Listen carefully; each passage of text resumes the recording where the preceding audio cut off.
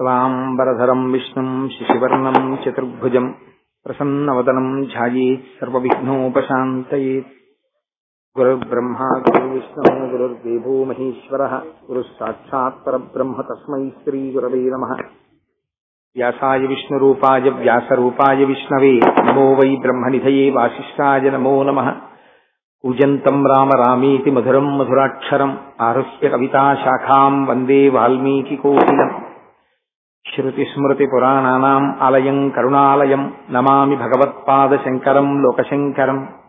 వాగర్ధావివ సంపృక్తౌ వాగర్ధ ప్రతిపత్తయే జగతః పితరౌ వందే పార్వతీ పరమేశ్వరౌ.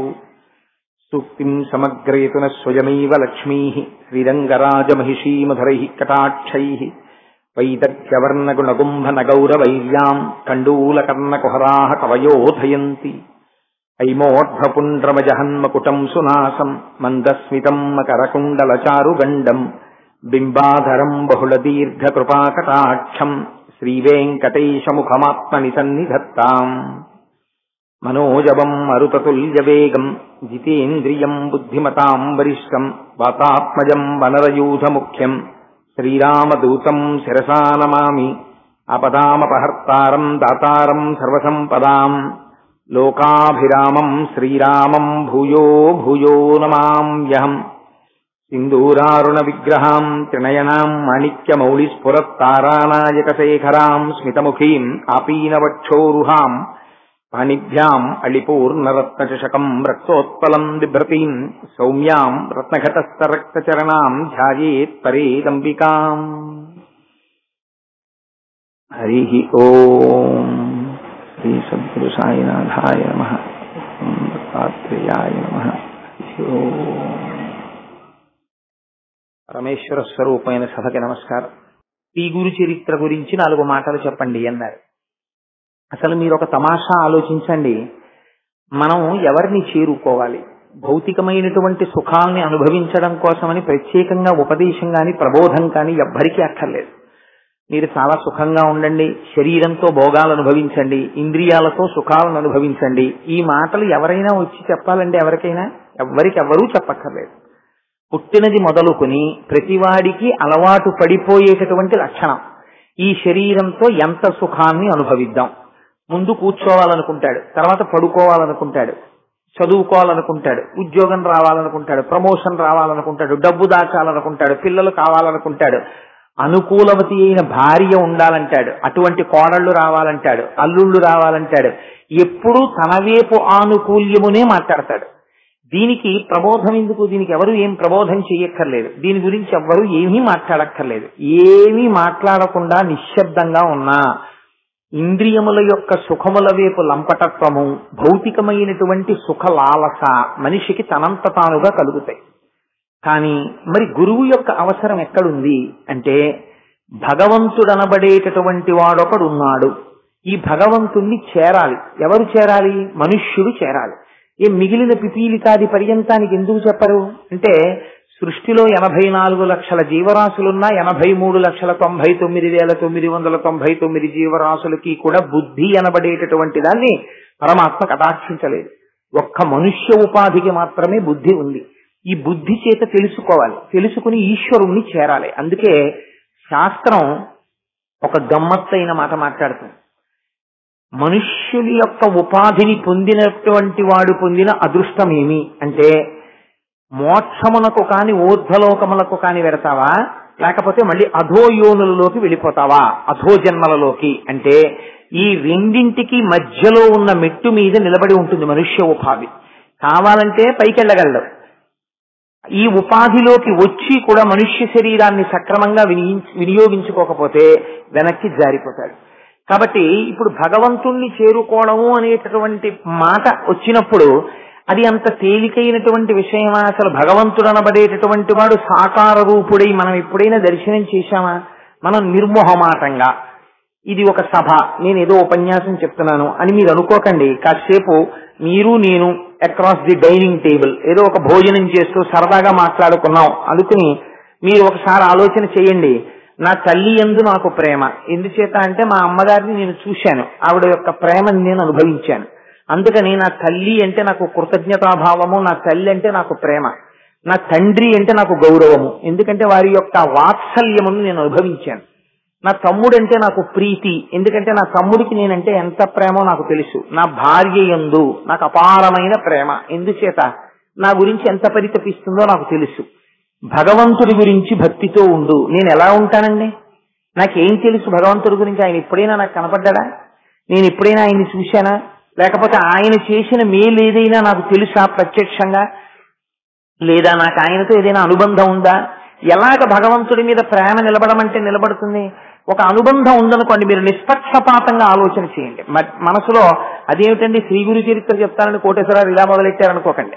కాసేపు అలా మీరు ఆలోచన చేయండి. ఆ కోణంలో అసలు భగవంతుడి గురించి మీకు ప్రేమగా ఉండవలసినటువంటి అవసరం ఏమి? నిజాయితీ అయినటువంటి ఆలోచన చేయండి.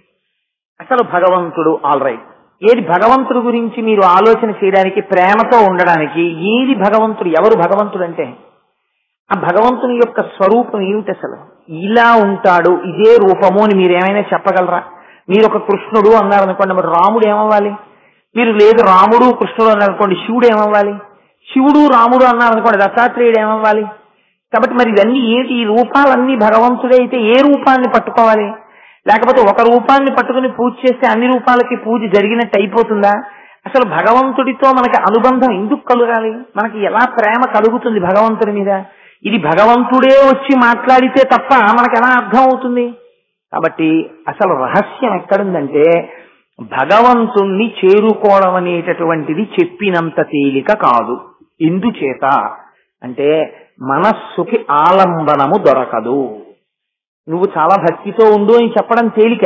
భక్తితో ఉండడానికి అయావడు మీకు ఇంత ఉపకారం చేశాడండి అన్నారనుకోండి, మీకు ఆయన పట్ల భక్తి ఉంటుంది.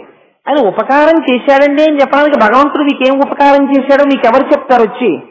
కాబట్టి ఇప్పుడు భగవంతుడు చేసిన ఉపకారం ఏమిటో, మీరు భగవంతుణ్ణి ఎందుకు చేరుకోవాలో, అసలు మీరే భగవంతుడో కాదో ఈ విషయాల్ని సమగ్రముగా చెప్పడంలో తత్తరపాటు లేకుండా ముందు తాను బాగా తెలుసుకున్న దాన్ని సాధికారికముగా అవతల వారికి అయోమయానికి గురి కాకుండా గహనమైన విషయాన్ని చాలా తేలికగా అవతల వారికి అర్థమయ్యేటటువంటి రీతిలో అవతల వారి స్థాయికి దిగి కిందకి వచ్చి మాట్లాడగలిగిన సమర్థుడై, దాని వలన అవతల వారితో తనకి లంపటము కలగకుండా తాను అతీతముగా ఉండి వారికి బోధ చేసి తన స్వస్థత యందు తాను నిలబడగలిగినటువంటి ఒక మహాపురుషుడి యొక్క అవసరం ఉంది జాతికప్పుడు. అప్పుడు గురువు కావాలి. ఈ గురువు ఎక్కడి నుంచి రావాలి? గురువు అన్నవాడు భగవంతుడి కన్నా భిన్నంగా ఎక్కడి నుంచో రావడానికి వీల్లేదు. సమస్త సృష్టి భగవత్ స్వరూపం అయినప్పుడు గురువు ఎక్కడి నుంచి వస్తారండి? గురువు కూడా భగవంతుడిలోంచే రావాలి. భగవంతుడిలోంచి రావాలి, లేదా భగవంతుడే రావాలి గురువుగా తప్ప ఎవరో గురువుగా వస్తాను, నేను భగవంతుడు కాదండి, నేను గురువునంటే నేను మిమ్మల్ని భగవంతుడితో చేరుస్తాను అని పైకి చెప్తాడంతే. కానీ యథార్థమునకు ఆయనే భగవంతుడు గురువు అంటే. అందుకని ఇప్పుడు భగవంతుడితో చేర్చడానికి, భగవంతుడి గురించి మీకు చెప్పడానికి మీరెలా ఉంటారో అలాగే తను కూడా కరచరణాదులతో కదలేటటువంటి వాడే అయి ఉండాలి. మీకు ఎలా కాళ్ళు చేతులు ఉంటాయో ఆయనకు అలా కాళ్ళు చేతులు ఉండాలి. మీరు ఎలా తింటారో ఆయన అలా తినాలి. మీరు ఎలా పడుకుంటారో ఆయన అలా పడుకోవాలి. కానీ నడువడి చేత, జ్ఞానము చేత చాలా గొప్ప స్థితిని పొంది నిరంతరము భగవంతుడితో అనుసంధానము చేసుకోగలిగిన శక్తి కలిగిన వాడై ఉండాలి. అటువంటి వాడు మాత్రమే భగవంతుడి గురించి చెప్పగలడు. కాబట్టి ఇప్పుడు అటువంటి స్వరూపాన్ని ఏమని పిలవాలి అంటే గురువు అని పిలవాలి అంది శాస్త్రం. ఆ గురువు అన్న మాటకి మీరు ఒకటి ఆలోచన చేయండి, అది నామవాచకమా? గురువు అంటే గురువు అంటే ఎవరో ఒక పేరా అంటే కాదు. గురువు అంటే ఏమిటి అంటే గురుగీత చెప్పింది. గురుగీత పరమశివుడు పార్వతీదేవికి ఉపదేశం చేశాడు. ఉపదేశం చేసినప్పుడు ఆయన గురువుల యొక్క వైభవం గురించి అందులో మాట్లాడాడు. ఆయన అన్నారు, పార్వతి గురువు అన్న మాట ఎవరి పట్ల వాడతారో తెలుసా? గుకారస్యంధకారస్తు రుకారస్సన్ నిరోధకృత్ అంధకార వినాశిత్వాత్ గురురుత్యభిధీయతే. ఎవరిని పడితే వారిని గురువు అన్న మాటని ప్రయోగం చేయకూడదు. ఎందుచేత అంటే సైకిల్లో ఎవరో గాలి కొట్టారనుకోండి, అయ్యా నేను కృతజ్ఞుడను అన్న మాట అంటే చాలు. అంతేగాని గురువు గారు మీరు చాలా బాగా గాలి కొట్టారని అనకూడదు. దానికి గురువు అన్న మాట వాడడానికి ఒక హద్దు ఉంటుంది, ఒక పరిమితి ఉంటుంది, ఒక దానికి కావలసినటువంటి స్థితి ఒకటి ఉంటుంది. అంతేకాని ఎవరిని పడితే వాళ్ళని పట్టుకుని గురువు గారు అన్న మాట వాడకూడదు. గు అంటే అంధకారం, రు అంటే తొలగించడం. ఏటి అంధకారం తొలగించడం? చీకటిని తొలగించడం అంటే ఇప్పుడు చీకటి పడింది, ఏమంటే ఈ చీకటి తీసేసి వెలుతురు వచ్చేసేటట్టు చేసేయండి, అప్పుడు మిమ్మల్ని మేము గురువు గారు అంటామని అన్నారనుకోండి ఎవరినైనా సభలో పట్టుకుని. అంటే ఆయన అలా చీకటిని తీసేసి వెలుతురు ఇచ్చేసేటువంటి వాడిని గురువు అంటారా? అది కాదు దాని అర్థం. అంధకారం అనేటటువంటిది మనం ఎప్పుడు ఉండేటటువంటి స్థితి. ఏమా అంధకారం అంటే? అంధకారము అంటే అజ్ఞానము. అజ్ఞానము అంటే జ్ఞానము లేకుండుట. జ్ఞానం అనగానేమి? తెలుసుకోవలసిన వస్తువుని తెలియకుండా ఉండుట. తెలియకుండా ఉండిపోయినటువంటి వస్తువుని తెలియచేసేటటువంటి వాడెవరో వాడికి గురువు అని పేరు. అందుకే గురువుని సాధారణంగా దేంతో పోలుస్తారో తెలుసా అండి? దీపంతో పోలుస్తారు. తివిరి అజ్ఞాన తిమిర ప్రదీపమగుచు అవ్యయంబగు బ్రహ్మంబుననుభవించి భరిత సత్తుండు సత్కర్మ నిరతుడతుల భూసుర శ్రేష్ఠుడలగుండు బుధనుతుండు అంటారు పోతన గారు భాగవతంలో. తివిరి అజ్ఞాన తిమిర ప్రదీపమగుచు, అజ్ఞానమనేటటువంటి చీకటిని తొలగతోస్తాడు గురువు. ఎలా తొలగతోస్తాడు అంటే, మనందరికీ కూడా ఒక భావన ఉంటుంది. ఏమిటా భావన అంటే, మీరెవరండి అని అడిగారు అనుకోండి, నేను అని ఇలా చూపిస్తాం. నేను అన్నప్పుడు ఇలా చూపించడంలో ఎవరిని చూపిస్తాం? ఈ శరీరాన్ని చూపిస్తాం. ఈ శరీరము లేకపోతే నువ్వు లేవా అని అడిగారు అనుకోండి, వెంటనే సాధారణంగా వచ్చేటటువంటి జవాబు ఏమిటంటే నేను లేను. ఈ శరీరం ఎంతకాలం ఉంటుందో అంతకాలము నేనున్నట్టు లెక్క. ఈ శరీరం లేకపోతే నేను లేనంటే. కానీ శాస్త్రం అంటుంది ఒక్కసారి వెనక్కి వెళ్ళి చూడు. ఇది గురువులు వేసేటటువంటి ప్రశ్నలు చాలా చమత్కారంగా ఉంటాయి. అందుకే గురువు నోరు విప్పి మాట్లాడారనుకోండి, గురువు మాట్లాడినటువంటి మాట సింహము చేసినటువంటి గర్జన వంటిది. మీకు కాకి ప్రతిరోజు అరుస్తుంది, మీరు అడిగారా అడగలేదా అని కాకి అని చూడదు. ఎప్పుడూ మాట్లాడడానికి ప్రసిద్ధి ఏది అంటే కాకి. కాకి గోలండి అంటారు. అందుకే ఎప్పుడూ మాట్లాడుతుంది కాకి, చెట్టు ఎక్కి అరుస్తూనే ఉంటుంది. కాకి అరవడం వల్ల ఏమైనా ప్రయోజనం ఉంటుందా? ఏ ప్రయోజనం ఉండదు. భయం ఎంత బాగుందో, కాకి అరుపు వినండి నిశ్శబ్దంగా ఎవరు అనరు. అదే కాకి అరిచింది అనుకోండి, ఎవరు వస్తారు? కాకులే వస్తాయి. మీకు అది గమ్మత్తు. ఓ కాకి అరిచింది అనుకోండి, ఎవరు రారు, కాకులు వస్తాయి. ఒక సింహం అరిచింది అనుకోండి, ఒక సింహం గర్జన చేసింది అనుకోండి, ఎవ్వరు ఉండరు, అన్ని పారిపోతాయి. ఎందుకనంటే అది సింహం. సింహము గర్జించినంత మాత్రం చేత గర్జన ఎంత దూరం వినపడుతుందో అంత దూరం అన్ని పారిపోతాయి. గురువనబడేటటువంటి వాడు నోరు విప్పి మాట్లాడితే కొన్ని కోట్ల జన్మల నుంచి వెంట కరుగుతున్నటువంటి అజ్ఞానం అనేటటువంటి చీకటి విచ్చిపోతుంది. అందుకే అనేక జన్మ సంప్రాప్త కర్మబంధ విదాహినే జ్ఞానానల ప్రభావేన తస్మై శ్రీ గురవే నమః అన్నారు గురుగీతలో.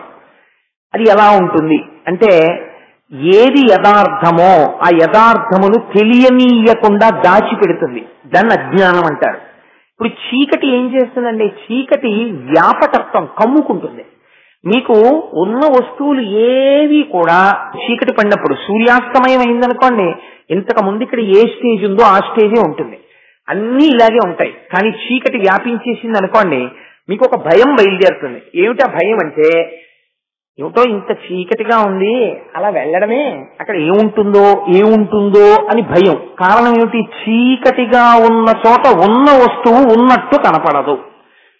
ఆ చీకట్లో వెళ్ళిపోతున్నాడు అనుకోండి, ఎప్పుడు వేదాంతంలో ఇదే ఉదాహరణ చెప్తారు.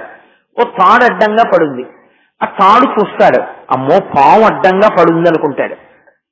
తాటి యందు పాముని చూడగానే అజ్ఞానానికి హద్దు లేని స్థితి వస్తుంది. తాడు కదులుతుంది, అమ్మో పాము కదులుతోందంటాడు. అసలు తాడిలా పైకి లేవదు. కానీ వీడి అజ్ఞానము భయము చేత ఏం కనపడుతుందంటే పడగ విప్పినట్టు కనపడుతుంది, బుస కొట్టినట్టు వినపడుతుంది. అమ్మో ఎంత పాము అంటాడు, ఒళ్ళంతా చెమట్లు పట్టేస్తాయి. మీ యొక్క ఆశ్చర్యకరమైన విషయం చూడండి, ఇంత భయపడిపోతున్న వ్యక్తి దగ్గరికి వచ్చి, అయ్యా నువ్వు ఇంత పెద్ద ఉద్యోగం చేస్తున్నావు, నీకు ఇంత డబ్బుంది, నీకు 3 కార్లు ఉన్నాయి, నీకు ఇంత పెద్ద పేరుంది, నీకు ఇన్ని బిరుదులున్నాయి అని చెప్పారనుకోండి, ఎదురుగుండా పాము ఉంది అన్న భయం పోతుందా? పోదు. ఎప్పుడు పోతుంది పాము అన్న భయం అంటే, ఆ పక్కింట్లో ఉన్న ఆయన ఏమిటంటే అలా నిల్చున్నారంటాడు, అమ్మో అక్కడ చీకట్లో రోడ్డుకి అడ్డంగా పాము పడుకుందండి అన్నాడు.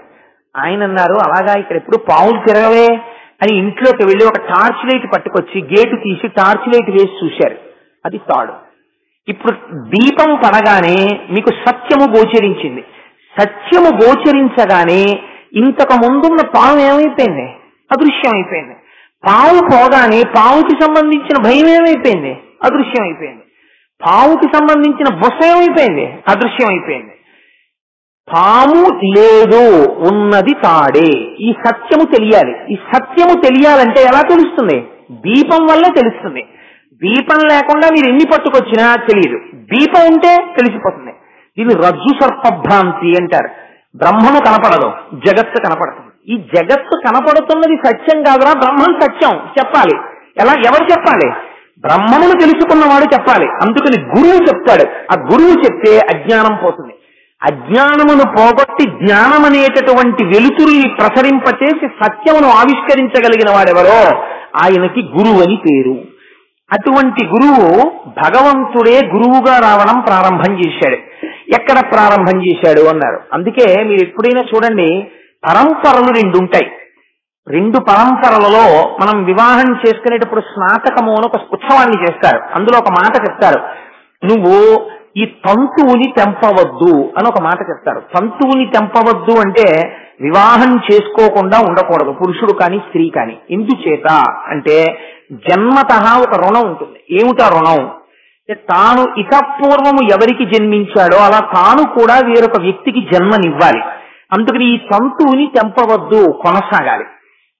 వంశము కొనసాగింది, నా తర్వాత కొడుకు, కొడుకు తర్వాత మనవడు, అలా 2 తరాలు 3 తరాలు చూడాలి. వంశము వృద్ధిలోకి రావాలి. అలా ఇంకొకటి కూడా ఉంటుంది, వృద్ధిలోకి వెళ్ళవలసింది, ఆగిపోకూడనిది. అదేమిటో తెలుసా అండి? గురు పరంపర. గురు పరంపర మనం చెప్తాం, సదాశివ సమారంభాం శంకరాచార్య మధ్యమాం అస్మదాచార్య పర్యంతాం వందే గురు పరంపరాం అంటాం. ఎంత పెద్ద లిస్ట్ ఉందో మధ్యలో, ఎంతమంది గురువులు ఉన్నారో, కానీ మొదలు చెప్తాం, మధ్య చెప్తాం, ఇప్పుడున్న గురువు చెప్తాం. సదాశివ సమారంభాం, పరమశివుడే మొట్టమొదటి గురువు లోకమునకు దక్షిణామూర్తిగా. శంకరాచార్య మధ్యమాం, ఆదిశంకరులు మధ్యలో ఉన్నారు. అస్మదాచార్య పర్యంతాం, ఇప్పుడు మాకు గురువు గారు ఉన్నారు, బ్రహ్మశ్రీ మల్లంపల్లి అమరేశ్వర ప్రసాద్ గారు. ఆ గురువు గారి వరకు అస్మదాచార్య పర్యంతాం వందే గురు పరంపరాం. ఈ గురు పరంపరకంతటికీ నేను నమస్కరించుతున్నాను. ఇప్పుడు ఆ సదాశివుడు ఎన్ని రూపాల్లో వచ్చినట్టు? మా గురువు గారి వరకు అది సదాశివ స్వరూపమే. అజ్ఞానమును తొలగొట్టడానికి ఒక దీపం వేరొక దీపాన్ని వెలిగించినట్టుగా ఈ పరంపర అలా కొనసాగి వస్తోంది. లేదా నారాయణ సమారంభాం వ్యాస శంకర మధ్యమాం అస్మదాచార్య పర్యంతాం వందే గురు పరంపరాం. శ్రీమన్నారాయణుడితో మొదలుపెట్టి వ్యాస శంకరుల్ని మధ్యలో పెట్టి మా గురువుల వరకు ఈ పరంపర కొనసాగుతున్నది. లేదా వైష్ణవులు అనుకోండి, శ్రీశైలేశ దయాపాత్రం ధీభక్త్యాది గుణార్ణవం యతీంద్ర ప్రణవం వందే రమ్యజా మాతరం మునిం అని వాళ్ళు ఆ గురు పరంపరని వాళ్ళు చెప్తారు. ప్రతివారు కూడా పరంపరగా వస్తున్నటువంటి గురువుల యొక్క ఆ పరంపరని తలుచుకుని నమస్కారం చేస్తారు. అది ఒక చోట ఆగిపోయేది కాదు. గురు పరంపర ఆగిపోయింది అనుకోండి, అక్కడతో ఇంకా వెలుతురు అనేది ఆగిపోతుంది. సూర్యోదయం అనేటటువంటిది ఒక రోజు అయి బట్టలన్నీ ఆరేసేసుకున్నామండి, బట్టల గుమ్మిలో ఇంకేం మాసు బట్టలు లేవు మాకు ఉతుక్కోవలసినవి, సూర్యుడు వస్తే ఎంత రాకపోతే ఎంత అండి అనకూడదు. ప్రతిరోజు సూర్యోదయం అవ్వాలి, ప్రతిరోజు సూర్యుడు కనపడాలి. గురువులు కూడా మాకు మంచి గురువు ఈ తరంలో దొరికేశారండి, ఇంకా గురువులు ఉంటే ఎంత ఊడిపోతే ఎంత అనకూడదు. గురు పరంపర అలా కొనసాగుతూనే ఉండాలి. మీరు చూడండి, అందుకే చాలా చిత్రంగా ఉంటుంది. వర్షము ఎక్కడి నుంచో మేఘం తీసుకొచ్చి వర్షాన్ని కురుస్తుంది. మేఘం ఎంతసేపు కురుస్తుందండి? తాను వెలవెలపోయేంత వరకే కురుస్తుంది. మేఘం తనలో ఉన్న నీటినంతటిని వర్షించేసి దూదిపింజైపోయి మేఘం వెళ్ళిపోతుంది. మరి ఇప్పుడు ఈ నీరు ఎలా వెడుతుంది అంటే ప్రవాహ రూపాన్ని నది పొందుతుంది. పొంది నది నీటిని తీసుకెళ్లడం మొదలు పెడుతుంది. మొదలుపెట్టి గ్రామానికి, ఊరికి, పట్టణానికి మంచినీటిని తీసుకెళ్తుంది. అలా గురు పరంపర కూడా అలా నడుస్తూనే వెడుతుంటుంది. ఇలా వెళుతున్నటువంటి గురువులు ఎంతమంది ఉంటారు అంటే, ఇప్పుడు నేను మీకు ఒక విషయాన్ని ఎందుకు విజ్ఞాపన చేశానంటే, ఇప్పుడు మీరు లెక్క చెప్పగలరా? మీరు లెక్క చెప్పలేరు. పైగా ఎవరిని గురువు అనాలి అంటే అదొక పెద్ద తర్కం శాస్త్రం. ఎవరికి ఎవరు గురువు అన్నారనుకోండి, ఎవరు మీకు గురి నేర్పారో వారు గురువు అని చెప్పింది శాస్త్రం. ఆ గురువు ఎటువంటి వాడు అంటే అత్రినేత్ర శివ సాక్షాత్ ద్విబాహుశ్చ హరిస్మృత యో చతుర్వదనో బ్రహ్మ శ్రీ గురు అభిధీయతే. ఆ గురువు మీ కంటి ఎదురుగుండా కనపడినప్పుడు 3 కన్నులతో కనపడనటువంటి పరమశివుడు, ఆయన 2 చేతులతో కనపడుతున్నటువంటి శ్రీ మహావిష్ణువు, 4 ముఖాలతో కాకుండా 1 ముఖంతో కనపడుతున్నటువంటి చతుర్ముఖ బ్రహ్మ. గురువు గారు ఎక్కడ నివాసం ఉంటారో ఆ నివాసం ఉన్నటువంటి ప్రాంతము కాశీక్షేత్రం అయిపోతుంది. అదొక గమ్మత్తు. మీకు శివమహాపురాణంలో ఒక మాట ఉంది. త్రివేణీ సంగమానికి వెళ్లి స్నానం చేస్తుంటారు. త్రివేణీ సంగమ స్నాన ఫలితము దేనివల్ల ఎటువంటి ఫలితాన్ని ఇస్తుందో అటువంటి ఫలితాన్ని పొందాలంటే శివమహాపురాణం అంది, ఏ మహానుభావుడికి ప్రతిరోజు ఉదయం నిద్ర లేవగానే సంధ్యావందనం చేసి అభిషేకం చేసుకుని ఒంటి నిండా విభూతి పిండికట్లు పెట్టుకుని అభిషేకం అయిపోయిన తర్వాత అంతటా బ్రహ్మమును దర్శనం చేస్తూ పొంగిపోతూ పూజ గదిలోంచి బయటికి వస్తున్నాడో అటువంటి వాణ్ణి ఒక్కసారి కన్నులతో చూసిన వారెవరుంటారో అటువంటి వారికి త్రివేణీ సంగమ ఫలితాన్ని ఇచ్చేస్తున్నామన్నారు. ఇప్పుడు గురువు ఎవరు? కరచరణాదులతో కదిలి వస్తున్నటువంటి త్రివేణీ సంగమం. త్రివేణీ సంగమానికి మీరెళ్ళాలి. కానీ గురువు ఏమిటి? ప్రతి గడప ముందుకి వచ్చి నిలబడేటటువంటి త్రివేణీ సంగమం. ఆ గురువు కాలు పెట్టారనుకోండి మీ ఇంట్లోకి కాశీ వచ్చినట్టు, గురువు కాలు పెట్టారనుకోండి గంగానది మీ ఇంటికి వచ్చినట్టు. ఆ గురువు కొంత పదార్థాన్ని తిని విడిచిపెట్టారనుకోండి అది కాశీ విశ్వేశ్వరుడు తినగా మిగిలినటువంటి శేషమైనట్టు. కాబట్టి ఇప్పుడు ఏమైంది? ఆయన తిని విడిచిపెట్టినటువంటి పదార్థం అంటే విస్తట్లోనే విడిచిపెట్టక్కర్లేదు. మీ ఇంట్లో కొంత వంట చేశారు, ఇంటికి ఒక గురుస్వరూపం అతిథిగా వచ్చారు, వారికి మీరు భోజనాన్ని వడ్డించారు, వారు దేవతార్చన చేసి వెళ్ళిపోయారు. ఇప్పుడు వారు తినగా మిగిలినటువంటి పదార్థం ఏదైతే ఉందో దాన్నంతటినీ కూడా గురుశేషము అని పిలుస్తారు. ఆ గురుశేషము తినడం కోసమని పెడతారు, ఎందుకంటే అది మహత్తరమైనటువంటిది, సమస్త ఐశ్వర్యకారకము. అందుకే సాధారణంగా మన ఇంటికి ఎవరైనా మహాత్ములైనటువంటి వారు ఏదో కాస్త భిక్ష తీసుకోవడానికో పలహారం తీసుకోవడానికో వచ్చారనుకోండి, అప్పుడు వారిని ఒక్కరినే ఎప్పుడూ పిలవకూడదు. వారితో పాటుగా అటువంటి ప్రసాదమును పొందడానికి యోగ్యులైన వారు దాన్ని కేవలం అన్నం కింద చూడరు, ప్రసాదం కింద చూసే మర్యాద తెలుసున్న వారన్న వారిని కొంతమందిని పిలుస్తారు. పిలిచి అయ్యా మీరు కూడా వచ్చి ప్రసాదం తీసుకోండి అంటారు. ఆ గురువులు తినగా మిగిలిపోయిన పదార్థం ఉంటుంది వంటింట్లో, అది గురుశేషము అంటారు. అది తినడం వల్ల జ్ఞానము ప్రకాశిస్తుంది, బుద్ధి కలుగుతుంది, ఐశ్వర్యము కలుగుతుంది. కాబట్టి ఇప్పుడు గురువు ఎటువంటి వాడు అంటే ఆ గురువు సాక్షాత్ విశ్వేశ్వరుడై ఉన్నాడు. అందుకే గురుగీతలో శంకరుడు ఒక ఆశ్చర్యకరమైన మాట చెప్పాడు. పార్వతి చాలా మంది తెలియక కాశీక్షేత్రానికి వచ్చిన దర్శనం చేసుకుంటూ ఉంటారు. అసలు నిజంగా కాశీక్షేత్రం అనేటటువంటిది కేవలం ఉత్తర భారతదేశంలో ఉంది అని అనుకుంటారు. సత్యమే, నేను కాదంటలేదు. కానీ అసలు నిజమైన కాశీక్షేత్రాలన్నీ ఎక్కడున్నాయో నీకు తెలుసా అని అడిగాడు ఆయన. అడిగి ఒక చిత్రమైనటువంటి మాట చెప్పాడు. గురువు ఏ ప్రాంతమునందు నివాసం ఉంటున్నాడో ఆయన ఎక్కువగా నివాసం ఉన్న చోట తిరుగుతూ ఉంటాడు. ఆయన ఎక్కడ తిరుగుతున్నాడో ఆయన తిరిగినటువంటి ప్రాంతము హద్దులుంటాయి. ఆయన ఏదో ఇక్కడి నుంచి ఇక్కడికి తప్పకుండా తిరుగుతాడు, ఆ ఇల్లు అక్కడ ఉంది కాబట్టి. అది వారణ అషి అన్న 2 ఒడ్ల మధ్యలో ఉన్నటువంటి కాశీ క్షేత్రం అయిపోతుంది. ఆ గురువు నివాసం ఉన్న చోట ఎవరెవరు నివాసం ఉంటున్నారో ఆయన తిరిగిన చోట వారందరికీ కాశీ పట్టణంలో నివాసం ఉన్న ఫలితం నేను ఇస్తున్నాను సుమా అన్నాడు. ఎంత చిత్రం చూడండి. ఒక్కొక్కసారి మనకి తెలియదు, ఒక్కొక్క మహాత్ముడు ఉన్నటువంటి చోట మనం ఉంటాం. మనం ఉన్నన్నాళ్ళు ఈశ్వరుడు ఏ ఫలితం వేస్తాడో తెలుసా అండి? మీరు కాశీ క్షేత్రంలో ఉన్న ఫలితం వేసేస్తాడు. గంగ ఎక్కడి నుంచి వస్తుందో తెలుసా? ఆయన అన్నారు, గురువు యొక్క చరణ తీర్థముందే గురువు గారి యొక్క కాళ్ళు కడిగినప్పుడు వచ్చినటువంటి నీరు సహజముగా గంగగా మారిపోతుంది. ఆ నీటిని తల మీద చల్లుకుంటే వాడు ఆ రోజున గంగా స్నానము చేసిన ఫలితాన్ని ఇచ్చేస్తాం. ఇంకా ఆశ్చర్యకరమైన విషయం చెప్పనా? నేను మాట్లాడను, దర్శనమిస్తానంతే. కానీ నేను మాట్లాడాలనుకున్నప్పుడు నిజంగా కాశీక్షేత్రంలో మాట్లాడితే అది సంచలనం అయిపోతుంది. కానీ నేను మాట్లాడేది ఎక్కడ మాట్లాడతానో తెలుసా? అటువంటి గురువులున్న చోట గురువులు మాట్లాడతారు, వారి మాట నా మాటగా ఉంటుంది. నేనేది మాట్లాడతానో అది గురువులతో మాట్లాడిస్తాను. అందుకని వారి మాటలు నా మాటలే. అందుకని గురువులు ఉన్న ప్రదేశములు ఏవో అవి కాశీక్షేత్రములు అని చెప్పాడు మహానుభావుడు.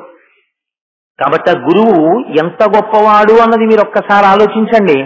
అందుకే ఒక మాట చెప్తాడు శంకరుడు గురుగీతలో, నగురోరధికం తత్వం నగురోరధికం తపః నగురోరధికం జ్ఞానం తస్మై శ్రీ గురవే నమః. నగురోరధికం నగురోరధికం నగురోరధికం ఇది శివశాసనతః.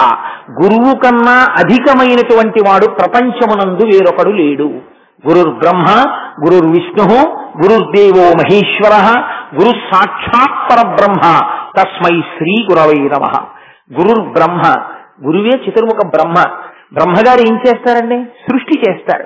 గురువు కూడా సృష్టి చేస్తాడు. ఎవరిని సృష్టి చేస్తాడు చెప్పండి? గురువు గారు ఎప్పుడైనా సృష్టి చేయడం మీరు చూశారా? మరి గురువు గారికి బ్రహ్మాంశ ఎలా ఇచ్చారు అంటే, మీలో ఉన్నటువంటి మనుష్యత్వము జీవత్వమును అణచి సాక్షాత్తుగా నువ్వే ఈశ్వరుడివిరా అనేటటువంటి జ్ఞానాన్ని మీ యందు సృష్టి చేస్తాడు. అందుకని గురుర్ బ్రహ్మ గురుర్ విష్ణు. ఆ వచ్చినటువంటి భావన, ఆ భక్తి మళ్ళీ జారిపోతుంది. జారిపోకుండా ఉండాలంటే గురువు గారి మాటలు మళ్ళీ మళ్ళీ మళ్ళీ మళ్ళీ పడుతూ ఉండాలి. రామకృష్ణ పరమహంస అంటారు, ఏనుగు పక్కన మావటివాడు ఎప్పుడూ నించుని ఉంటాడు. ఎందుకు నించుని ఉంటాడో తెలుసా అండి? ఏ ఏనుగు వదిలేసి మావటి వెళ్ళిపోకూడదా? వెళ్ళడు. ఏనుగుకో లక్షణం ఉంటుంది. దాని ఏనుగు తొండం ఎప్పుడూ నిశ్చలంగా ఉండదు, అది కదుపుతూనే ఉంటుంది తొండాన్ని. ఈ కదపడంలో దానికి ఉన్న గమ్మత్తు ఏమిటో తెలుసా అండి? ఇలా ఆ తొండం పెట్టి వాసన చూస్తుంది, ఆ వస్తువు ఏదో ఇలా లాగుతుంది, లేకపోతే ఓ అరటిపండు తొక్క పోగేస్తుంది, ఇలా వెళ్ళిపోతూ ఆ చెట్టు కొమ్మట్టుకు విరిచేస్తుంది, ఇలా వెళ్ళిపోతూ ఓ పువ్వు లాగేస్తుంది. ఇన్ని పనులు చేస్తుంటే పక్కన ఉన్న మావటి ఏనుగు యొక్క బరువులో ఎన్నో ఉంటుంటాడండి మావటి. ఇంత డొక్కులా ఉండేటటువంటి మావటి పక్కన నించుని చేతిలో అంకుశం పట్టుకుంటాడు. పట్టుకుని అది ఇలా తొండం ఎత్తినప్పుడల్లా ఓ దెబ్బ కొట్టు అంటాడు, తొండం దింపేస్తాడు. పక్కన తొండం ఆయన అంకుశం పట్టుకుని నిలబడ్డాడు అనుకోండి, ఎదుటివాడు రూపాయి ఇచ్చారు, రూపాయి పట్టుకెళ్లి మావటి చేతిలో పెట్టి పిల్లాడికి ఆశీర్వచనం చేసి తొండం దింపేస్తాడు. ఓ అరటిపండు ఇచ్చాడు అనుకోండి, ఆ అరటిపండు తీసుకుని నోట్లో పడేసుకుంటుంది, రూపాయి ఇస్తే మావటి వాడికి ఇచ్చేస్తుంది. ఇక్కడే ఊపుతుంది కాబట్టి తొండాన్ని అటు ఇటు వెళ్ళదు, దేన్ని విరవదు. పక్కన మావటి ఉంటే, మావటి లేదనుకోండి ఏనుగుని ఎవరు ఆపలేరు. మావటి పక్కన ఉంటే లొంగిన ఏనుగు ఎటువంటిదో, పక్కన గురువు యొక్క మాటలు అస్తమానము వింటూ ఉండడం చేత మనస్సు అలా లొంగి ఉంటుంది. నేను అన్ని వినేశానండి అని గురువుని వదిలేశారనుకోండి, మీరు వదిలేస్తే ఏమైపోతుందో తెలుసా అండి? మావటి లేని ఏనుగు అయిపోతున్నది. మళ్ళీ దాన్ని తొండం ఆడించేయడం, కొమ్మలు విరిచేయడం మొదలెట్టేస్తుంది మళ్ళీ. కాబట్టి మావటి ఎప్పుడూ ఉండాలి పక్కన. అలాగే గురువు గారు కూడా ఎప్పుడూ సంతతమో గురు సంభాషణాన్ని వింటూనే ఉండాలి గురువు దగ్గరికి వెళ్ళి. అందుకే శాస్త్రంలో కొన్ని మినహాయింపులు ఉన్నాయి. కొందరి ఇంటికి వెళ్ళడానికి పిలుపక్కర్లేదు. గురువు గారి ఇంట్లో ఉత్సవం జరిగినా, తండ్రి గారి ఇంట్లో ఉత్సవం జరిగినా, రాజుగారి ఇంట్లో ఉత్సవం జరిగినా, సుహృత్ మంచి స్నేహితుడి ఇంట్లో ఉత్సవం జరిగినా ఈ నలుగురు పిలవలేదని వెళ్ళడం మానకూడదు, వెళ్ళి తీరాలి. ఎందుకో తెలుసా అండి? గురువు గారి ఇంటికి వెళ్ళకపోతే కృతజ్ఞుడు అయిపోతావు, వెళ్ళి తీరాలి. అందుకని నిరంతరము వెళ్ళాలి, గురువు పక్కన కూర్చోవాలి, గురువు మాటలు వింటూ ఉండాలి. కాబట్టి గురువు యొక్క స్థితి అంత గొప్పది పార్వతి అంటారు. ఇప్పుడు నన్ను సుబ్బారావు గారు అన్నారు, నువ్వు శ్రీ గురు చరిత్ర చెప్పు అన్నారు. మామూలుగా అంటే ఏమో నేను మొదలెట్టేద్దునేమో, ఏదో రామాయణం చెప్పు అన్నారు అనుకోండి, లేకపోతే సుందరకాండ చెప్పు అన్నారు అనుకోండి, ఈ పాటికి తతో రావణ నీతాయా సీతాయా శత్రుకర్షణ అని శ్లోకంలో వెళ్ళిపోతాను హాయిగా. కానీ ఆయన అన్నారు శ్రీ గురు చరిత్ర అన్నారు. నన్ను శ్రీ గురు చరిత్ర చెప్పు అన్నారు. శ్రీ గురు చరిత్ర చెప్పు అంటే నేను ఎవరినో ఒక్కళ్ళని పట్టుకుని ఈయన గురువు అండి అని నేను ఎలా చెప్పనండి? ఎలా కుదురుతుంది చెప్తే? మిగిలిన వాళ్ళ పరిస్థితి ఏంటి? మిగిలిన వాళ్ళు గురువులు కారా అని మీరు నన్ను అడగరా? కాబట్టి గురువు అంటే నేను అందుకని ఇన్ని విషయాలు మీకు ప్రస్తావన చేయవలసి వచ్చింది. కాబట్టి ఎవరికి గురువు, ఎవరికి గురు చూపిస్తే వాడికి గురువు. ఇది చాలా చిత్రంగా ఉంటుంది. ఒకరికి రామకృష్ణ పరమహంస గురువు, ఒకరికి షిరిడి సాయిబాబా గారు గురువు, ఒకరికి వివేకానందుడు గురువు, ఒకరికి చెప్పులు కుట్టేవాడు గురువు, ఒకరికి పక్షి గురువు, ఒకడికి మనిషి గురువు, ఒకడికి తొండ గురువు, ఒకడికి పావు గురువు. దత్తాత్రేయుల వారికి 24 మంది గురువులు. మీరు ఇందురు గాని అదేమిటండి అలా ఎలా అవుతుందండి? అంటే ఒక్కొక్క దాని యందు నువ్వు ఒక్కొక్క గురి నేర్చుకున్నావు. గురిని ఎవరు కుదురుస్తున్నారో వాడికి గురువు అని పేరు. ఆ గురి కుదరలేదు నీకు, గురువు కాదు. ఆ గురి కుదరాలి. గురి కుదరడం అంటే ఆయన యందు నీకు గురి కుదరడం కాదు, ఆయన యందు నీకు గురి కుదరడం అనేటటువంటిది చాలా తక్కువ మాట. రమణ మహర్షి చాలా ఉద్రేకం చెందిన సంఘటన దీని యందే. నీకు గురి కుదరడం ఏంటి గురువు యందు? అది చాలా తప్పు మాట. నీకు నాకు ఫలానా గురువు గారు అంటే గురండి అన్నారు అనుకోండి, మీరు గురువు యొక్క శక్తిని నిర్ణయించగలిగిన స్థాయిలో ఉన్నానని మీరు అనుకున్నట్లు ఆ మాట మీరు అనకూడదు. వారి వలన నాకు గురి కుదిరిందండి అనాలి. నాకు బ్రహ్మం అనగానేమో ఈశ్వరారాధన అంటే ఏమిటో, భక్తి అంటే ఏమిటో నాకు అబ్బిందండి, నాకు తెలిసింది ఆయన మాటల వల్ల, అందుకని నాకు వాడు గురువు అనాలి. అంతేకాని వారి యందు నాకు గురి కుదిరిందండి అనకూడదు. నా గురి ఈశ్వరుడు యందు కుదిరినది వారి మాట వల్ల, అందుకని గురువు ఈ మాట చెప్పాలి. లేకపోతే ఏమైపోతుందో తెలుసండి, గురువుల యందు దోషాన్ని ఎంచడం ప్రారంభమైపోతుంది. ఇది రామకృష్ణ పరమహంస గొప్పవారా, రామకృష్ణ పరమహంస కన్నా రమణ మహర్షి గొప్పవారా, రమణ మహర్షి గొప్పవారా, చంద్రశేఖర పరమాచార్య స్వామి గొప్పవారా? ఇందులో నువ్వేమైపోతావంటే తెలియకుండా ఒక అయోమయంలో ప్రవేశిస్తావు. ప్రవేశించి ఒకరిని గొప్ప అని చెప్పడం కోసం ఇంకోరి దోషాన్ని విచారణ చేస్తావు. నీ సమర్థత ఏ పాటి? ఇప్పుడు నువ్వేం చేస్తున్నావు? గురువుల మీద నువ్వు ఏదో చెప్పబోయి నువ్వే ఒక అగాధంలో పడిపోయి భయంకరమైన పాపాన్ని మూట కడుతున్నావు. గురువు ఎంత గొప్పవాడో గురువు వల్ల వచ్చే ప్రమాదం కూడా అంత గొప్పది. ఎందుకో తెలుసా అండి, నేను ఒక విషయాన్ని మీకు నిర్దాక్షిణ్యంగా చెప్తాను. సమర్థుడు కాని గురువు చేతిలో పడిన శిష్యుడి జన్మ నాశనం అయిపోతుంది. ఒకటి. రెండు, గురువు పొరపాట్న గురువు పట్ల నింద చేశారనుకోండి, ఏమైపోతుందో తెలుసా అండి, దాన్ని ఈశ్వరుడు కూడా ఇంకా తీయలేడు. గురువు పట్ల చేసినటువంటి నింద ఎంత దారుణం అయిపోతుందంటే కొన్ని కోట్ల జన్మల పాటు దాన్ని అనుభవించవలసినదే. దాని నుంచి తీయగలిగిన వాడు ఎవ్వరూ ఉండరు. అందుకే మనకి శాస్త్రంలో పెద్ద దోషాలేవి అంటే మూడే చెప్తారు. ఏమిటా మూడు దోషాలు అంటే భగవదపచారము, భగవంతుడి పట్ల అపచారం చేయడం. ఎలా చేస్తావు అంటే, నేను సభాముఖంగా చెప్పచ్చో లేదో నాకు తెలియదు, కానీ కొంతమంది మాట అంటారు, మాకు బిడ్డలు కలగలేదండి అంటుంటారు. బిడ్డలు కలగకపోవడానికి ఆ ప్రతిబంధకం ఎక్కడొస్తుందో తెలుసా అండి? పూజ యందు, భగవద్ ఆరాధన యందు, దేవాలయముల యందు చేసినటువంటి దోషం కట్టి కుడిపి పిల్లలు కలగకుండా అడ్డుకుంటుంది ఒక్కొక్కసారి. మీకు నేను అలా ఎక్కడ కలిగిందో చూపిస్తాను రఘువంశ కావ్యంలో.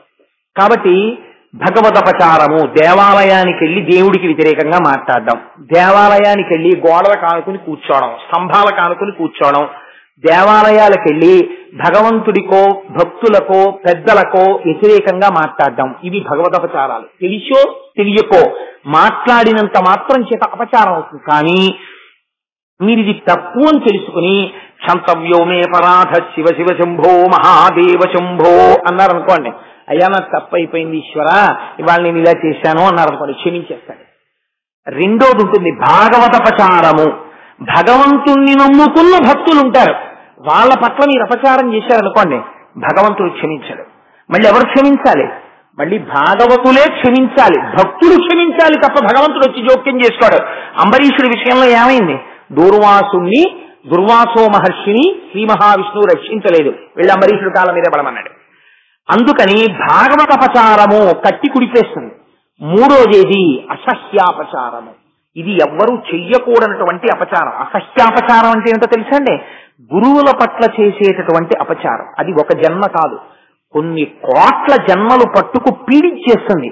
దీన్ని ఈశ్వరుడు కాదు కదా ఎవ్వరూ తీయలేరు. మళ్ళీ గురువులు అనుగ్రహిస్తే ఏమైనా తీరుతుందో తీరదో దాని గురించి నేనేమి వ్యాఖ్యానం చెయ్యను. అందుకని గురువు పట్ల మాత్రం ఎన్నడూ అపచారము చేయవద్దు అని శాస్త్రం హెచ్చరిక చేస్తుంది. అంత గురువుకి చేసిన ఉపకారం ఎంత గొప్పదో గురువుకి చేసిన అపకారం కూడా అంత ప్రమాదకరమైంది. గురువు జోలికి వెళ్ళకూడదు ఎప్పుడు కూడా. అందుచేత అంత మహత్తరమైనటువంటి గురువు ఏ రూపంలో ఉంటాడు, ఎవరికి ఏ రూపంలో గురి కుదురుస్తున్నాడో ఆయన వారికి గురువు అయి ఉన్నాడు. ఈ గురువు ఎక్కడుంటాడు? గురువు అనేటటువంటి వాడు హఠాత్తుగా ఎక్కడి నుంచో ఊడిపడి భగవంతుడు ఆయన నుదిటి మీదో లేకపోతే ఆయనకి ఎక్కడో గురువు అని ముద్రేసి పంపిస్తాడా అంటే, గురువు అనబడేటటువంటి వాడు అలా మీకు ఎక్కడా కనపడడు. గురువు ఎక్కడ దొరుకుతాడు అంటే, రమణ మహర్షి ఒక అద్భుతమైన మాట చెప్తారు. సాలగ్రామాలు ఎక్కడ దొరుకుతాయండి? మీరు రాళ్లల్లోనే సాలగ్రామం ఉంటుంది, రాళ్లల్లోనే ఉన్నటువంటి సాలగ్రామాన్ని పట్టుకోవడానికి రాళ్లన్నీ ఇలా ఇలా ఇలా ఇలా తీసేస్తే సాలగ్రామం దొరుకుతుంది. ఇప్పుడు ఈ రాళ్లల్లో దొరికిన సాలగ్రామాన్ని ఏం చేస్తారు? తీసుకొచ్చి అభిషేకం చేస్తారు. గురువు ఎక్కడ ఉంటాడు? మీలాగే సంసార మండలంలోనే ఉంటాడు, ఏమీ తెలియని వెళ్ళాగే. కానీ మీరు జాగ్రత్తగా పరిశీలన చేసి చూస్తే మీ మనస్సు ఎవరి వాక్కనబడేటటువంటి అగ్నిహోత్రము చేత భగవంతుడి వైపుకి తిరిగేటట్టుగా ఉపకరిస్తోందో ఆయన గురువై ఉన్నాడు. కాబట్టి ఇప్పుడు గురువు ఎక్కడున్నాడు? రాళ్లల్లో సాలగ్రామం ఉన్నట్టే మీతో కలిసే గురువు ఉన్నాడు. కాబట్టి ఎవరికి ఎవరు గురువు? ఎంతమంది గురువుల పేర్లు నువ్వు చెప్తావు? చెప్పలేవు. కాబట్టి ఇప్పుడు ఎవరా గురువు అంటే ఆ గురువు ఎవరికి ఎవరు గురువో నువ్వేం చెప్పగలవు? నువ్వు చెప్పలేవు. కాబట్టి ఒక్కటే మాట చెప్పేస్తారంతే. సదాశివ సమారంభాం శంకరాచార్య మధ్యమాం అస్మదాచార్య పర్యంతాం వందే గురు పరంపరాం. పరంపరాగతంగా ఇలా వెళ్ళిపోతున్నటువంటి ఈ గురువులలో మొదటి వాణ్ణి చెప్పగలను, మధ్యలో వాణ్ణి చెప్పగలను, ఇప్పటి వరకు నా కంటికి కనపడి నాకు గురి కుదిర్చినటువంటి వాణ్ణి చెప్పగలను తప్ప మధ్యలో ఎవరెవరు ఉన్నారు, ఎంతమంది ఉన్నారు నీ చెప్పలేను, నా వల్ల కాదది. అందుకని కాబట్టి గురు చరిత్ర, చరిత్ర అంటే వెనక్కి వెళ్ళుట. చరిత్ర అంటే ఏమన్నా మీ చరిత్ర ఏమిటండి అని అడిగారు అనుకోండి, ఏం చెప్పాలి? మీ వెనక విషయాలు చెప్పాలి. వెనక్కి వెళ్ళండి. గురువుల చరిత్రకి వెనక్కి వెడితే మీరు ఎక్కడ ప్రారంభం అవుతుంది గురువు యొక్క చరిత్ర? భగవంతుడి దగ్గర ప్రారంభం అవుతుంది. భగవంతుడే గురువుగా రావడం ప్రారంభం చేస్తాడు. భగవంతుడు ఒకటి బాగా జ్ఞాపకం పెట్టుకోండి, పరమేశ్వరుడు రాక్షస సంహారం చెయ్యడం కోసం వచ్చేటటువంటి అవతారం చాలా తేలికైనటువంటి అవతారం. రాక్షస సంహారం చేసి వెళ్ళిపోతాడే. కానీ ఆయన చాలా కష్టపడవలసి వచ్చేటటువంటి అవతారం ఏదో తెలుసా అండి? గురువుగా వచ్చినప్పుడే. ఎందుకంటే ఒకరు కాదు, ఇద్దరు కాదు, కొన్ని కోట్ల మందిని తరింప చెయ్యాలి అవతారంలో. పైగా ఆయన చెప్పిన మాటలు కొన్ని తరాలు తరాలు తరాలు వరకు అవి ఆణిముత్యాలై వారిని ఉద్ధరించగలిగేవై ఉండాలి. అలాంటి మాటలు చెప్పగలుగుతాడు గురువు. కాబట్టి గురువు కారణ జన్ముడు. కాబట్టి అటువంటి గురువు భగవంతుని నుంచే ప్రారంభం అవుతుంది. చరిత్ర వెనక్కి వెడితే భగవంతుడే గురువుగా ఆవిర్భవిస్తాడు. ఆవిర్భవించి మీ కంటికి ఈ రోజున కనపడుతున్న గురువు వరకు ఆ పరంపర కొనసాగుతూనే ఉన్నది. మీ వంశం ఎక్కడ ప్రారంభమైంది అని అడిగారు అనుకోండి, ఏమండి మీ వంశ చరిత్ర చెప్పండి అని నన్ను అడిగారు అనుకోండి, ఒక ఉదాహరణకు చెప్తున్నాను. నేనేం చెప్పాలి? ఏమండి మాది ఆత్రేయస గోత్రం, కాబట్టి మేము ఆత్రేయులం, కాబట్టి మేము అత్రి మహర్షి మా సంతానానికి మొట్టమొదటి వాడు. అత్రి మహర్షి యొక్క సంతానంతో మా వంశము ప్రారంభమైంది. ఇప్పుడు మధ్యలో ఎవరిని చెప్పాలి? అత్రి మహర్షి దగ్గర నుంచి నాకు జ్ఞాపకం ఉంటారా? నా తాతలు ముత్తాతలు ముత్తాతలు ముత్తాతలు ఎంతమంది ఉన్నారో వాళ్ళందరూ నాకు జ్ఞాపకమా? కాబట్టి ఏం చెప్తాను? వంశంలో మళ్ళీ అత్రి మహర్షి తర్వాత అంతగా మా వంశానికి పేరు ప్రఖ్యాతులు తెచ్చినటువంటి ఒక మహాపురుషుడు ఒక ఆయన ఉంటాడు. ఇప్పుడు నేను చెప్తే విశ్వాకర్ష అవుతాయి, అందుకని ఆయన పేరు చెప్తాం. మా వంశంలో ఫలానా మహానుభావుడు జన్మించాడండి.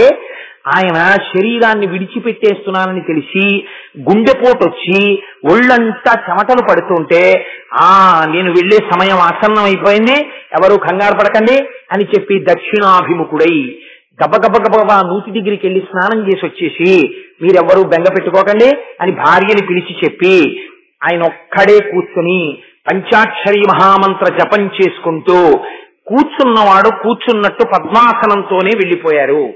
పరమ తేజోమూర్తిగా ఆయన వెళ్ళిపోతే ఆయన్ని అలాగే పద్మాసనంలోనే కూర్చోబెట్టి తీసుకుని వెళ్ళిపోయారు రుద్రభూమికి.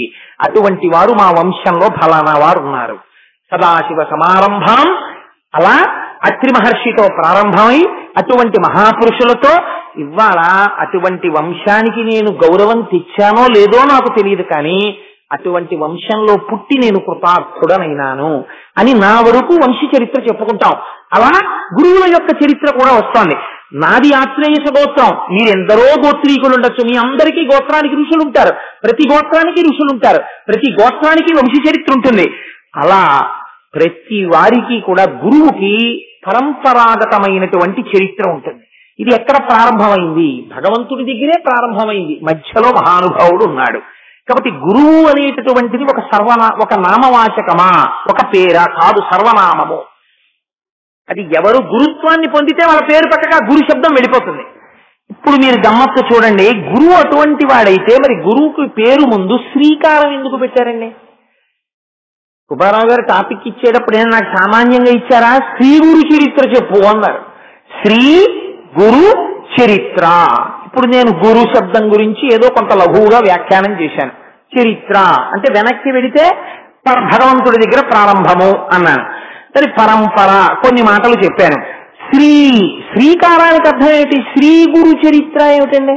శ్రీ గురువు అంటే ఎవరా శ్రీ గురువు అంటే శ్రీ అన్న 3 అక్షరాలు ఎందుకు వేసావో నువ్వు బాగా జ్ఞాపకం పెట్టుకో అన్నారు.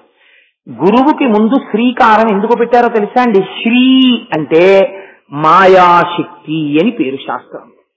మాయాశక్తికి స్వరూపమే గురువు ఎప్పుడూ ఒక చెట్టు కింద కూర్చున్నట్టు చూపిస్తాడు. అందుకే మీరు చూడండి, శంకరాచార్యుల వారి ఫోటో మీరు చూస్తే శంకర భగవత్పాదులు ఏదో ఒక మంచి డ్రాయింగ్ రూమ్ లో కూర్చున్నట్టుగా ఎప్పుడు ఫోటో ఉండదు. శంకర భగవత్పాదులు కూర్చుంటే ఒక పులితోలు మీద పక్కన ఒక నది ప్రవహిస్తూ ఉంటే ఒక పెద్ద వటవృక్షం కిందో మామిడి చెట్టు కిందో కూర్చుని ఉంటారు. మీరు దక్షిణామూర్తిని చూస్తే దక్షిణామూర్తి కూడా ఒక పెద్ద వటవృక్షం కింద కూర్చుని ఉంటారు. చిత్రం వటతరోర్మూలే వృద్ధా శిష్యా గురుర్యువా గురోస్తు మౌనం వ్యాఖ్యానం శిష్యాస్తు చిన్న సంశయా. దత్తాత్రేయ స్వామి వారిని చూస్తే వారు కూడా ఊడలు దిగిపోయినటువంటి ఒక పెద్ద వృక్షం కింద కూర్చుని ఉంటారు. లేదా దత్తాత్రేయ చరిత్రలో వారు మామిడి చెట్టు కింద కూర్చున్నారు అని ఒక చోట చెప్పబడింది. ఒక చెట్టు కింద కూర్చుంటారు. గురువులందరూ కూడా సాధారణంగా ఒక చెట్టు కింద కూర్చున్నట్టే ఉంటాయి. పైగా మీరు చూడండి, గురువులు వీరాసనంతో ఉంటారు. ఎంత విచిత్రంగా ఉంటుందంటే అది వీరాసనము అంటే కుడికాలి తొడ మీద ఎడమ పాదాన్ని పెట్టుకుని కూర్చుంటారు. ఎడమ పాదం పెట్టు కూర్చుంటే దాన్ని వీరాసనము అని పిలుస్తారు. వైదేహీ సహితం సురద్రుమతలే హైమే మహామండపే మధ్యే పుష్పకమాసనే మణిమయే వీరాసనే సుస్థితం అగ్రే వాచయతి ప్రభంజన సుఖే తత్వం మునిభ్య పరం వ్యాఖ్యాంతం భరతాదిభి పరివృతం రామం భజే శ్యామలం అంటారు. రామచంద్రమూర్తి కూడా వీరాసనం వేసు కూర్చుని తత్వాన్ని ఉపదేశం చేశారు. ఆ వీరాసనం వేసు కూర్చుంటారు. ఎందుకండి ఇలా చెట్టు కింద కూర్చోవడం గురువు గారికి ఎవరో ఇంట్లో తీసుకెళ్లి కూర్చోపెట్టరా అంటే చెట్టు కింద కూర్చోవడం అన్న దాని వెనకాతలే శ్రీకారానికి అర్థం. శ్రీ అంటే చెట్టు. చెట్టు దేనికి ప్రతీకో తెలుసా అండి? భగవంతుని యొక్క మాయాశక్తికి ప్రతీక. భగవంతుని యొక్క మాయాశక్తియే ఈ జగత్. ఈ జగత్తంతా ఈశ్వరుడు యొక్క మాయ. ఈశ్వరుడు యొక్క మాయ అయినటువంటి ఈ జగత్తుని మీకు తెలియచెప్పగలిగినటువంటి సమర్థుడైనటువంటి వాడు ఆ చెట్టు కింద కూర్చుని ఉంటాడు. అందుకని మాయని తరింప చేయగలిగిన వాడెవరో, మాయని దాటించగలిగిన వాడెవరో, ఎవడు మీకు తత్వోపదేశము చెయ్యగలరో అటువంటి వాడు శ్రీ మాయాశక్తిని దాటిస్తాడు. కాబట్టి శ్రీ గురు కాదు, ఇది ఒక అర్థం. శ్రీ గురు అని ఎందుకంటారో తెలుసా అండి? శ్రీ అనడంలో శకార రకార ఈకారములు ఉంటాయి. ఈ శకార రకార ఈకారముల చేత 3 అక్షరములతో 3 రకములైనటువంటి అర్థములు ప్రతిపాదింపబడతాయి. అందుకని శ్రీ గురు అని పిలుస్తారు. ష అన్న అక్షరానికి అర్థం ఏమిటో తెలుసా అండి? తేజస్వరూపుడు అని. తేజస్వరూపుడు ఏమిటండి? అదేం మాట మీకు అనుమానం రావచ్చు.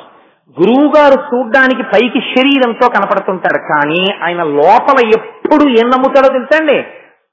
ఇది నేను కాదు, ఇది నానాచిద్రకటోదర స్థిత మహాదీప ప్రభాభాస్వరం జ్ఞానం యస్యతు చక్షురాదికరణ ద్వారా బహిస్పందతే. ఇక్కడ ఒక జ్యోతి వెలుగుతోంది. ఆ జ్యోతి నేను, ఈ శరీరము నేను కాదు అంటుంటాడు. ఇది పైకి దొరకదు, లోపల మాత్రం ఎప్పుడు ఆ జ్యోతి స్వరూపముతో అనుసంధానమై ఉంటాడు. ఈ శరీరము నేను కాదు అని లోపల భావన చేస్తుంటాడు. ఆ సత్యమునందు ప్రతిష్ఠితమై ఉంటాడు.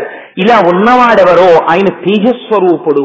ఇప్పుడు ఆయన తేజస్వరూపుడై ఉన్నాడు, మనకేమిటి ఉపయోగం దానివల్ల అంటే తేజస్వరూపుడైనటువంటి గురువు తన శిష్యుడికి చేసేటటువంటి ఉపకారం ఒకటి ఉంటుంది. అందుకని అలా కూర్చోబెట్టి ఫోటో ఇంట్లో పెట్టుకుంటాడు.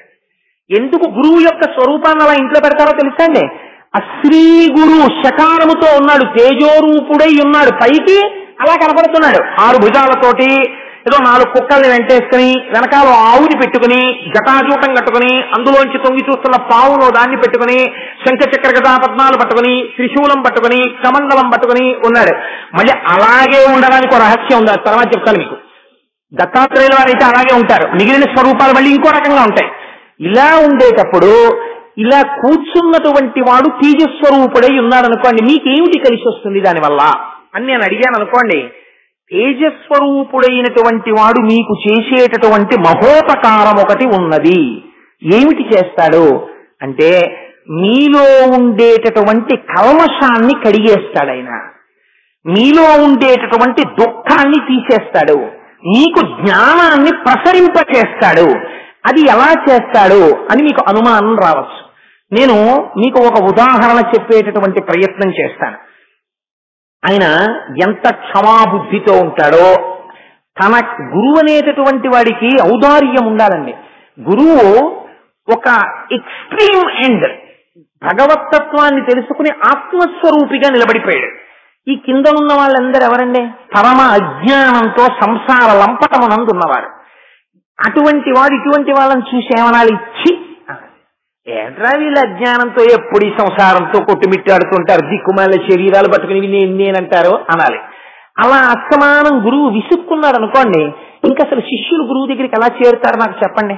గురువు ఔదార్యం అంటే ఏమిటో తెలుసా అండి? గురువు కిందకి దిగడము చేత ఔదార్యము. గురువు తన స్థితి వేరు.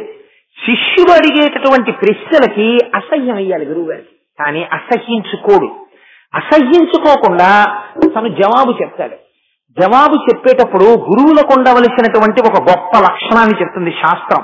కేవల తత్వ ప్రతిపాదనమే మీరు చేశారనుకోండి, ఆ తత్వ ప్రతిపాదనము సభయందు అందరూ అందుకోలేరు.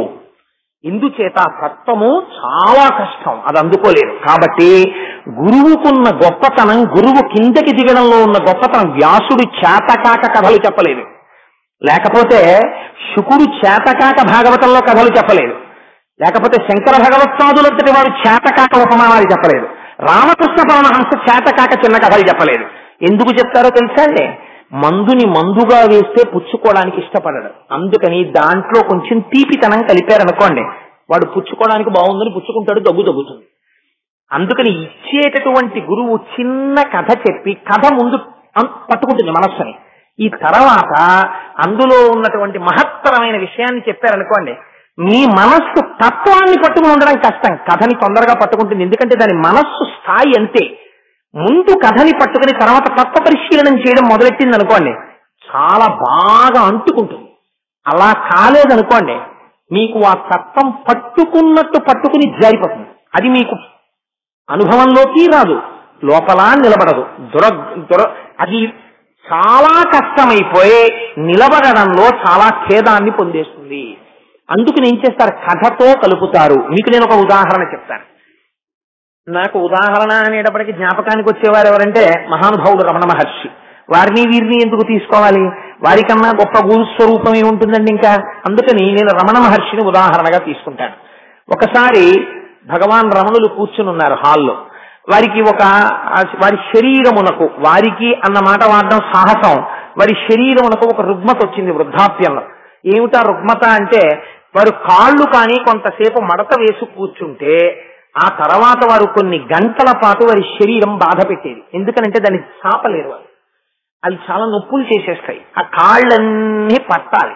అందుకని అలా పడితే తప్ప మళ్ళీ ఆ కాళ్ళు నొప్పులు తీరవు. అందుకని వారు కాళ్ళు చాపు కూర్చునేవారు. మీరు ఇప్పటికీ చూడండి, మెడిటేషన్ అంటే ధ్యానము చేసేటటువంటి వాడు ఒక ఆసనం వేసుకుని కూర్చుంటాడు.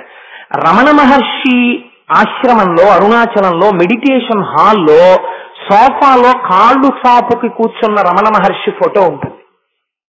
మెడిటేషన్ చేశామంటారు. అసలు అలా ఆయన ఎలా కూర్చుంటే అది మెడిటేషన్ హాల్ అయిందని అడగగలిగిన వాడు ఎవడున్నాడో వాడికి మెడిటేషన్ స్టార్ట్ అయినట్టు.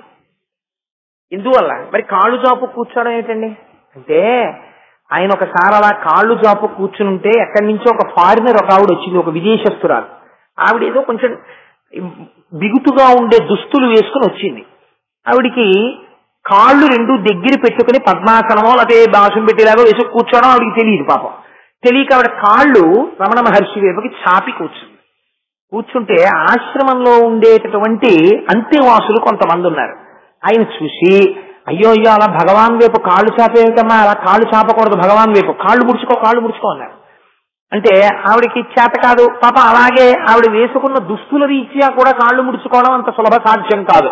అయినా ఆవిడ ఏదో క్లేశపడి కాళ్ళు ముడుచుకుంటూ ఉంటే రమణ మహర్షి అన్నారు, అయ్యో వారిని ఎందుకు అలా ఇబ్బంది పెడతారు, ఇప్పుడు ఏమైంది నా వైపు కాళ్ళు చాపితే? వారిని అలా చాపుకోనివ్వండి అన్నారు. వాళ్ళు వినలేదు ఆశ్రమంలో. వాళ్ళు కీలిరిగి వాత పెట్టడం అంటే గురువుకు ఉండేటటువంటి లక్షణం. అందుకే గురువు పెట్టిన వాత అంత తొందరగా మాసిపోదు, మనసుకు అంటుకుని ఉంటుంది బాగా. అలా పెట్టి తీరాలండి. గురువు అలా నేను మాట్లాడితే ఇబ్బంది వస్తుందేమో అని భయపడకూడదు. అవతల వారిని ఉద్ధరించడం ప్రయోజనంగా పెట్టుకుని మాట్లాడాలి గురువు. లేకపోతే తన గురుత్వం నుంచి జారిపోయినట్టు గురువు. కాబట్టి ఆ స్థాయికి ఆవిడ మాట్లాడారు, వెళ్ళిపోయారు. వెళ్ళిపోయిన తర్వాత మరునాడు రమణ మహర్షి కాళ్ళు చాపు కూర్చుని ఉంటే ఆయనకి తెలుసు రమణ మహర్షి కాళ్ళు ముడుచు కూర్చోలేరని. ఈ అంతేవాసి నిన్న ఎవరైతే విదేశస్తురాల్ని కాళ్ళు ముడుచుకోమన్నాడో ఆయన మళ్ళీ లోపలికి వస్తున్నాడు.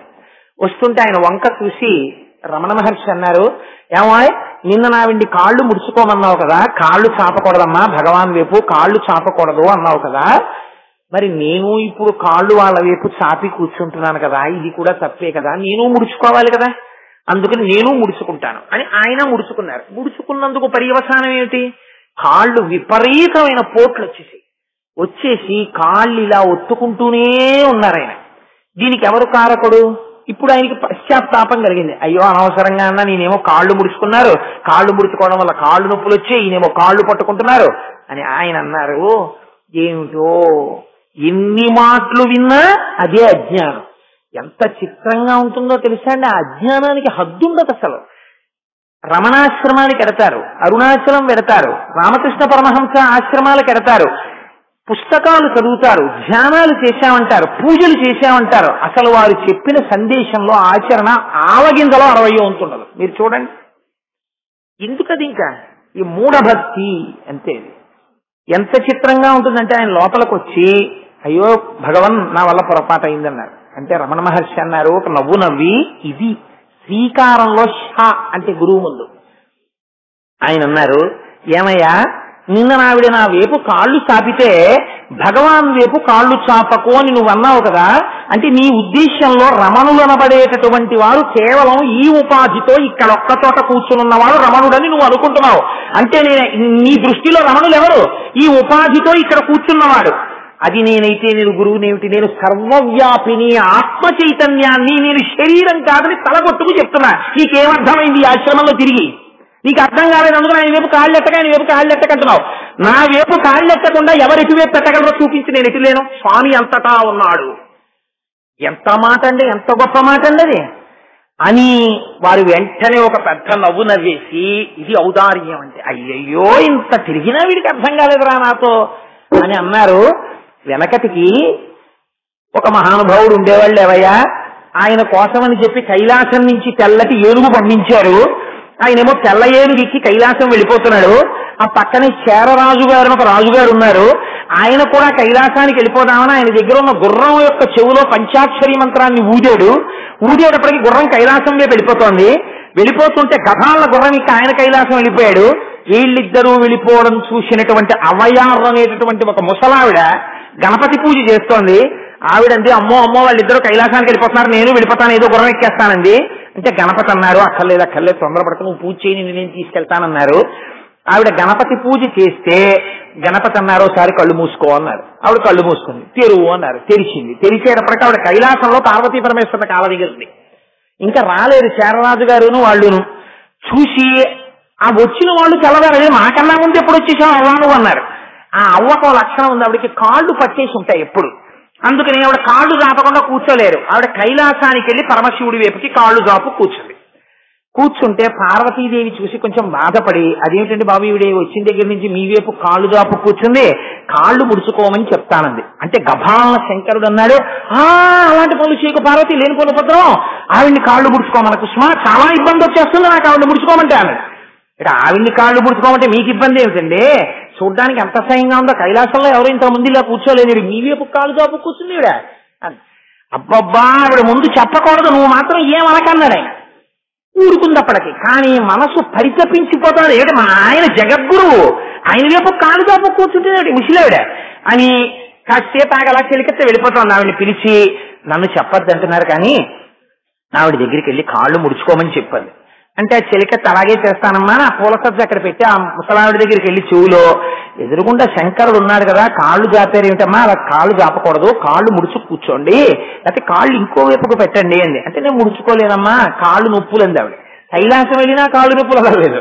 వదలకపోతే కాళ్ళు ముడుచుకోలేను, అందుకని చెప్పి నేను శంకరుడి వైపు కాకుండా ఎటువైపు పెట్టను అంది. అంటే ఆవిడంది ఆ పరిచారిక, శంకరుడి వైపుకి ఎందుకు పోనీ ఇంకో వైపు పెట్టండి అండి. అంటే ఆవిడంది శంకరుడు లేని వైపు నువ్వే పెట్టు కాళ్ళండి. అంటే ఇప్పుడు ఈ పరిచారిక ఏం చేసిందంటే అబ్బో అది నేనే చెయ్యాలా అని కాళ్ళు అట్టుకుని ఇటు తిప్పింది. ఇటు కూర్చున్న శంకరుడు విరిగిపోయింది ధర్మల సింహాసనం. విరిగిపోతే ఈవిడ చూసుకోలేదు, మళ్ళీ ఇలా చూసింది, శంకరుడి వైపే ఉన్నాయి కాళ్ళు. అబ్బో ఎడి పొరపాటు తిప్పానేమో అనుకుని మళ్ళీ అవ్వ కాళ్ళు అట్టుకుని అడిగిపోయింది. శంకరుడి సింహాసనం ధర్మని అడిగిపోయింది. ఇప్పుడు శంకరుడు అన్నాడు, చూసావా పార్వతి, చెప్పానా ఆవిడ్ని జరుపుతాను, నా సింహాసనం జరిగిపోతుంది. ఇప్పుడు ఆవిడ్ని ఎంతసేపు తిప్పుతానో నేను అంతసేపు తిరగాలి. ఎందుకో తెలుసా, ఆవిడకో విషయం తెలుసు, శంకరుడు అంతటా ఉన్నాడు అని. మీకు కైలాసంలోనే ఉన్నా నేను అంతటా ఉన్నాను అని తెలియడం లేదు.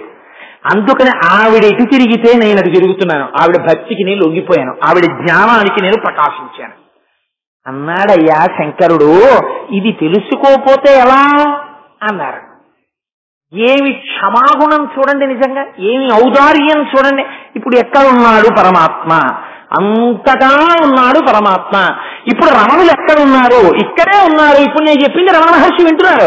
సాయిబాబా ఎక్కడ ఉన్నారు, ఇక్కడే ఉన్నారు. నేను చెప్పింది వింటున్నారు. అంతేకాని అరుణాచలం వెళితేనే రమణ మహర్షిని చూసి వచ్చానండి, ఇక్కడ రమణ మహర్షి లేరండి అంటే నువ్వు ఎన్ని మాట్లాడినా ఉపయోగం లేదు. ఇంకా నీకు అరుణాచలం అన్న అగ్నిహోత్రం దగ్గరికి వెళ్ళి నించున్నా నీ ఒళ్ళు వేడెక్కదనమాట, నీ మనస్సు కరగదనమాట, నీకు జ్ఞానం ప్రసరణ కావట్లేదనమాట. కాబట్టి శ్రీ గురు అండంలో ష అన్న అక్షరం దేన్ని ప్రతిపాదిస్తుంది?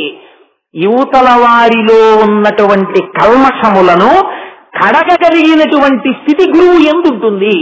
తన ఆశ్రమంలో తనతో పాటు ఉన్న వారిలో ఉన్నటువంటి కల్మషాన్ని కడగగలిగారు ఆయన. అందుకని తేజకారకుడై శకారము చేత అవతల వారిలో ఉన్న కల్మషములను తన మాటలతో చిన్ని కథల రూపంలో చెప్పి ఆయా సందర్భములలో ఏర్పడినటువంటి అజ్ఞానమును తొలగతోయగలిగినటువంటి సమర్థుడు ఎవరున్నాడో ఆయన గురువు. అందుకని పక్కన శ్రీకారములో శకారము చేరినది. అలా చిన్న కథతో చెప్పలేకపోయాడు అనుకోండి, తత్వం ఎలా అర్థం అవుతుంది? ఎన్ని మాటలు మళ్ళీ రమణ మహర్షి ఇదే తత్వం చెప్పిన ఆయన పైకి ఎదగలేడు. అవ్వయ్యారు కథ చెప్తే వెంటనే ఆయన మనస్సులోకి ద్యోతకమైంది. నిజమే, రమణులు ఇక్కడ ఉండడం ఏమిటి, రమణులు అంతటా ఉన్నారు. ఆయన వైపుకు పెట్టకుండా కాళ్ళు ఇటువైపుకు పెట్టగలం. మీరు నిజంగా భగవంతుడనేవాడు నా పూజామందిరంలో ఉన్నాడు, నా గుళ్ళో ఉన్నాడు అని మీరు అనుకున్నారనుకోండి, మీరు ఎంత పాపమైనా చెయ్యగలరు. జ్ఞాపకం పెట్టుకోండి. నేను అబద్ధం చెప్పానేమో మీరు చెప్పండి. ఈశ్వరుడు ఎక్కడున్నాడు? గుళ్ళో ఉన్నాడు. ఈశ్వరుడు ఎక్కడున్నాడు? మా పూజామందిరంలో ఉన్నాడు. కాబట్టి పూజామందిరం తలుపులు వేసేసాను అనుకోండి, జాగ్రత్తగా గడియెట్టేశాను అనుకోండి, బయట నేను ఏం చేస్తే ఎవడు చూడొచ్చాడు? ఎవడు చూడలేదు. నేను ఈశ్వరుడు అంతటా ఉన్నాడు, ఎప్పుడు చూస్తూనే ఉన్నాడు నేను చేస్తున్న పనులు అన్నాను అనుకోండి, చీకటిగా ఆయనే ఉన్నాడు, వెలుతురుగా ఆయనే ఉన్నాడు, సూర్యుడుగా ఆయనే ఉన్నాడు, చంద్రుడుగా ఆయనే ఉన్నాడు, భూరంభాంచలలో నిలోంబర మహార్నాదో హిమాంశు పుమాన్ అని నేను ఇక్కడ నమ్మాను అనుకోండి. ఇప్పుడు నేను పాపం ఎలా చేస్తాను? ఒకటి, పాపము చేసేటప్పుడు నేను ఒకటి అంగీకరించాలి, ఈశ్వర నేను పాపం చేస్తున్నాను, ఇది నాది తప్పే.